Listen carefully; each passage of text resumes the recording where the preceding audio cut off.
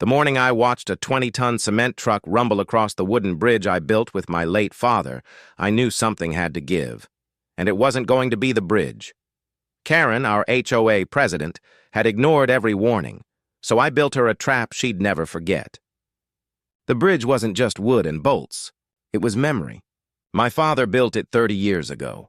A narrow stretch of oak planks arcing across the creek that split our land from the county road. Every groove in those boards still held traces of his calloused hands, every creak a reminder of mornings we spent hauling lumber and laughing at crooked nails.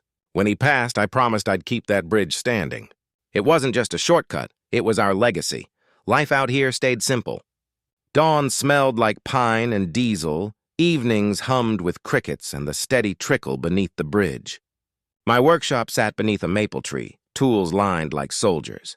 I built furniture, tended the land, and minded my own business. Then the change came. A developer bought the far pasture, and like weeds after rain, the HOA crowd arrived. Cookie-cutter homes, manicured lawns, and endless rules. They called it community improvement. I called it invasion. From my porch, I could see orange survey flags creeping closer every week, bright warnings that peace never lasts. Still, I believed distance would keep me safe. The creek was my moat, the bridge my drawbridge. Nobody had reason to cross it but me. I even hung a clean white sign, private property, 4-ton limit.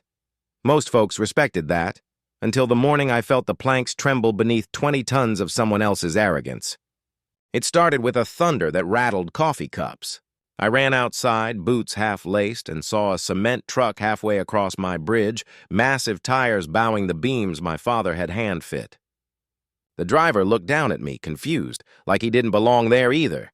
"Hey, you're on private property," I yelled over the engine roar. He shrugged helplessly. HOA president said this was the delivery route. Said bridge was approved for construction traffic. My stomach dropped. Karen, the self-appointed queen of the new development, sharp bob haircut, louder perfume, and a clipboard like a weapon. She'd already tried to lecture me about my non-standard mailbox. The truck eased across, boards groaning like bones under pressure. A sharp crack echoed when it reached the other side. One plank split clean through. I ran my hand over the brake, fresh, raw wood staring up like an open wound. That bridge had stood through floods, ice, and 3 decades of weather. One HOA morning had nearly killed it. I marched straight to Karen's McMansion, still in work boots, still furious. She opened the door smiling that HOA smile, polite, polished, poisonous. "Karen," I said, "your trucks are using my bridge. It's private. They're going to destroy it." "Oh, come on," she cooed. "It's just a bridge, dear. We're improving the neighborhood. We'll all benefit." "No, you'll benefit." "I'll pay the price," she just smirked. "Then maybe you shouldn't live next to progress." That day, I learned what kind of enemy I was dealing with, and what kind of lesson she'd need to learn. 2 mornings later, it happened again. 2 trucks this time, both loaded with gravel. The sign I'd painted private in red was gone, ripped clean from the post. I flagged the first driver down. "You realize this bridge is weight limited, right?" He looked embarrassed. "Ma'am in charge said we had permission. HOA project." I followed them all the way to Karen's lot. She was directing concrete pours like a general on a battlefield, phone in one hand, latte in the other. "Karen!" I shouted. "You're going to collapse my bridge!" She barely looked up. "Relax, Marcus. It's called community access. The board approved it. The board doesn't own my land," I snapped. She turned, eyes narrowing. "If you're part of Pine Hollow Estates, then everything within its boundaries falls under the HOA. Maybe you should reread your covenants." "I'm not part of your HOA." "Oh," she said, pretending surprise. "Well, we'll have to review that." That night, I found a letter taped to my door. Violation. Unauthorized signage obstructing community easement. Fine. $250, my blood boiled. I didn't owe her a dime, but she wanted a war. The next morning, I replaced the sign with 3 more, each brighter than before. Private bridge. Trespass. Prosecution. By afternoon, someone had spray-painted Community Road across my guardrail. That was the moment I stopped reasoning. Some people mistake kindness for weakness. Karen was about to learn the difference. A week later, the damage was visible. Hairline fractures split the underside beams, boards sagged near the center. My father's craftsmanship, perfect joinery aged by time, was groaning under abuse. I took photos, logged everything, and emailed the HOA office, courtesy copy to Karen. The response came minutes later. Your complaints are noted. Please refrain from interfering with authorized contractors. Authorized? On my property? That night I sat on the creek bank, flashlight sweeping across the warped boards. I could almost hear Dad's voice, measure twice, cut once, and never let fools touch your work. I looked at the bridge and whispered, they're not just breaking wood. Dad, they're breaking what you built. When another delivery was scheduled, I parked my truck across the bridge and called the sheriff. The deputy confirmed the obvious. It was private land. They can't cross without permission, he said. But I can't post a guard here. You'll need proof if they keep it up. Proof. That was the key. The next morning, a $500 HOA fine showed up in my mailbox, this time for obstruction of community roadway. I laughed out loud. The woman was drunk on power. But while she was busy printing fines, I was busy building something else. I'd kept Dad's old blueprints in the workshop, his meticulous notes on load bearing, stress points, weight sensors. That night I spread them out and began designing. Not a trap to hurt anyone, just one to teach. Something that would expose Karen's arrogance publicly and legally. By sunrise, I had a plan, and for the first time in weeks, I slept easy. Step 1 was documentation. I installed motion cameras disguised as birdhouses at both ends of the bridge, synced to cloud storage. Every crossing would be time-stamped, logged, undeniable. Step 2 was paperwork.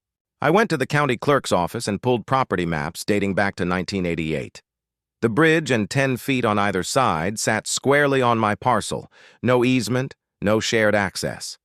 I copied every page and sent certified letters to the HOA warning against unauthorized use. Step 3 was insurance. I called my agent, explained potential trespassing and damage.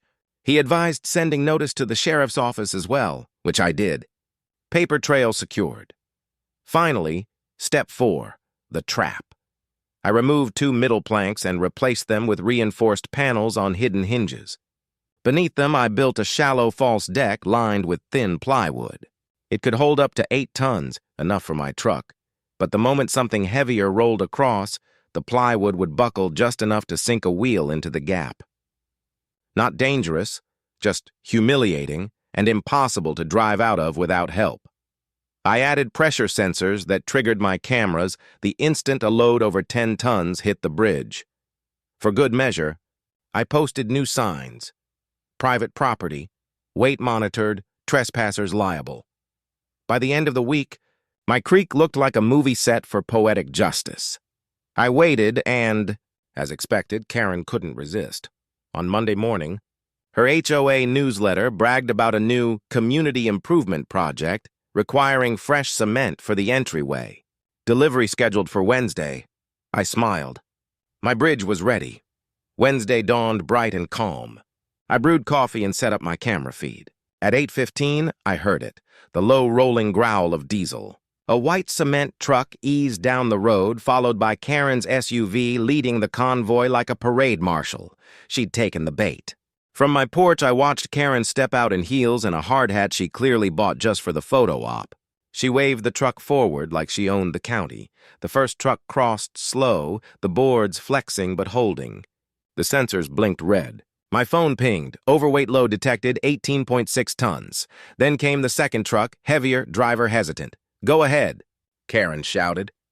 We've used it before. He obeyed. Halfway across, a sharp snap echoed through the valley. The middle section sagged, the right wheel plunged down nearly a foot, and the truck screeched to a halt, axle wedged in the false deck. Cement sloshed in the barrel like angry thunder. Karen froze. The driver jumped out cursing. What the hell kind of bridge is this? Karen's perfect posture wilted. It was fine last week.